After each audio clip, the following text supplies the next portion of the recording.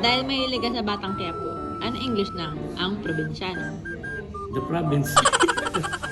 Ano sa English ang walang matigas na tinapay sa mainit na kape? No hard bread into coffee. Gaano kadalas ang minsan? How often? Sometimes. Ano, Tanong yan.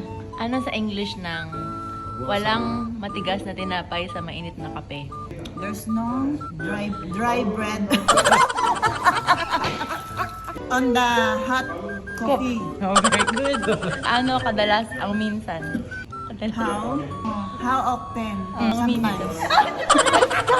Ano kadalas ang minsan in English? In English, hindi ko alam. Ba yan? Alam ko namang limited lang ako sa English. How often the days? Ang matigas na tinapay sa mainit na kape. There's no hard bread in a hot coffee. Wala, yun lang din ang sagot ko. Wag na ako. Sinukay ko na ang libingan mo. I think your internment. Copy-paste uli.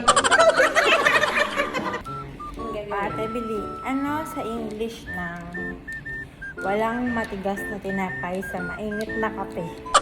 No hardcore. Ano hardcore? Ano kadalas ang minsan? How often is once? Kanina mo dyan? Sa English ng walang matigas na tinapay sa mainit na kape? No. Ay, malabak na naghahang ako. No hardcore in a different window. Gaano kadalas ang minsan? Diyos ko. Bakla kang ako. Kumakain pa lang ako na tumamay. Mamaya papakain muna ako ng Hindi vitamin. na, ngayon na, impromptu to eh. Alexa. Cola Premdo. Hola, friend. Camille. Camila, gaano kadalas ang minsan? Gaano kadalas ang minsan? Ewan ko. Siguro 5 times a week. Ayun. Hinugot sa langit. Ano? Coming from the heaven on the star and the angel to be. Last na to. Matamis hanggang dulo.